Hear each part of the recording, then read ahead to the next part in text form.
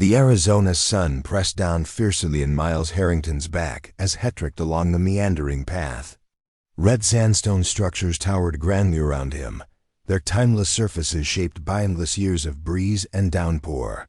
He had been wandering these arid trails for 3 days now, cataloging native flora for his studies at the university. The solitude fit him well, just the scrape of his boots on the rugged ground and the occasional cry of a hawk soaring above. Miles stopped to marvel at the expansive scenery, taking a gulp from his water flask. In the distance, construction maquis speckled the skyline where a luxury retreat was being built. He felt conflicted about the project. While it would create jobs for the region, it also meant more visitors, congestion, and less of the untouched wilderness he cherished. Miles shifted his backpack and pressed on along the trail. The midday warmth had driven most wildlife into hiding, making it an ideal moment to capture images of desert plants without interruptions. He was just reaching for his camera when a noise caught his ear, something between a gasp and a sob. Rounding the curve in the path, he saw her. A woman rested on the ground, her back against a boulder, blonde hair shining in sunlight. She wore hiking shorts and a white tank top, both dusted with a thin layer of desert grit. Even from afar, Miles could see the anguish etched on her face. "Hey, are you all right?" he shouted, hastening his steps. As he approached, her eyes, wide with terror, locked onto his snake. She forced out through clenched teeth, pointing to her leg. Miles knelt beside her, cautiously inspecting the small puncture marks on her calf, 2 clear wounds, already puffing up and circled by reddened skin. Scattered green leaves lay around, as if she had been examining local flora when snake attacked. "When did this happen?" he asked, keeping his tone steady despite the pressing urgency of the situation. "Maybe 10 minutes ago," she answered, her breathing shallow. "I was studying the vegetation and didn't notice it until too late." Miles swiftly removed his backpack and reached for his first aid kit. "I'm Miles, a botanist, but I've had wilderness first aid training. Can you tell me your name?" "Olivia," she replied, wincing as a surge of pain swept over her. "Olivia Westbrook." Working carefully, Miles cleaned the wound and applied a pressure bandage, taking care not to wrap it too tightly. "From the marks and your symptoms, I'd guess it was a rattlesnake. We need to get you to a hospital as soon as possible." He helped Olivia sip water while he contacted emergency services, describing their location and the situation. The dispatcher's voice crackled through the phone, explaining that the rugged terrain will delay an ambulance. A helicopter evacuation was necessary, at least 20 minutes away. Miles relayed this to her after hanging up.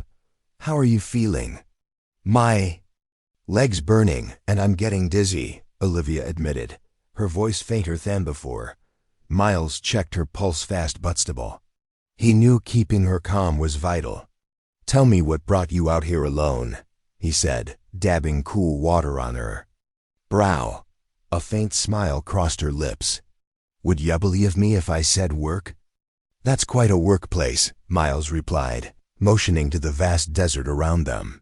"I wanted to see it myself, the environment, the plants," she explained, pausing to catch her breath, "not just reports and data." Miles nodded, continuing to monitor her condition while scanning the sky for the helicopter. The swelling had grown slightly, but the bandage was holding. "Are you from around here?" he asked, keeping the conversation alive. "No," Olivia said. "I'm from Chicago, just here for a bit." She suddenly grabbed his arm, her nails pressing into his skin. "Promise me thing." "Of course," Miles answered, alarmed by the intensity in her gaze. "Don't tell anyone who I am. Please." Before Miles could probe her odd request, the distant thud of helicopter blades sliced through the air. Relief surged through Jaime as the medical evacuation team arrived, swiftly moving Olivia onto a stretcher.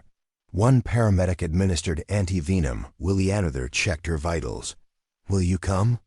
Olivia asked, reaching for Miles's hand as they prepared to lift her. The paramedic glanced at Miles. "There's room if you want to join her." Miles paused briefly before nodding. Something about leaving her alone felt wrong. At the hospital, Miles waited in the festival hallway while doctors treated Olivia. Hours passed before a nurse told him Ms. Westbrook was stable and asking for him. When he entered her room, Olivia looked pale against the white hospital sheets, but the fear had faded from her eyes.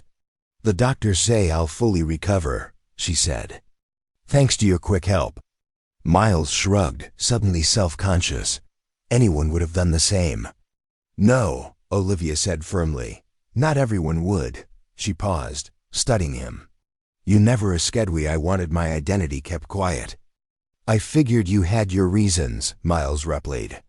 Olivia motioned for him to sit by her bed. "That resort you likely saw being built, Westbrook Enterprises, is behind it. I'm the CEO.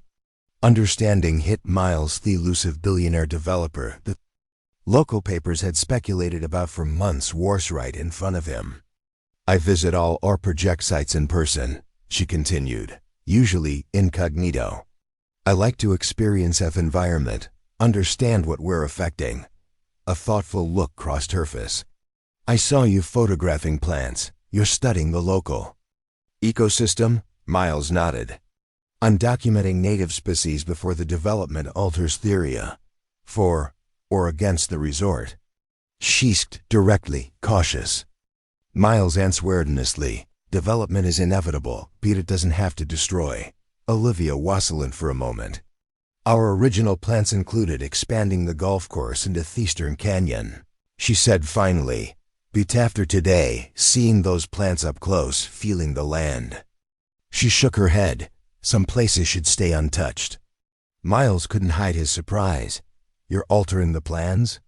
"Let's say I'm open to changes," Olivia said with a small smile. "And I could use a botanical consultant who knows the area, someone who values preservation as much as progress." Outside the hospital window, the desert sunset painted the sky in vibrant orange and pink. Miles thought about the countless species he'd catalogued, the delicate ecosystem that had thrived for millennia, and now, unexpectedly, he had a chance to safeguard it. "I'd be interested," he said slowly, "very interested." Olivia extended her hand, and Miles took it gently, mindful of the IV line. "A snake bite wasn't on the schedule today," she said with a wry smile.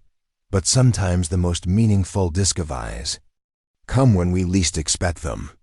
As their hands lingered a moment longer than needed, Miles realized she might not be speaking only of the desert. Sometimes, even in the harshest landscapes, life finds unexpected ways to connect and thrive.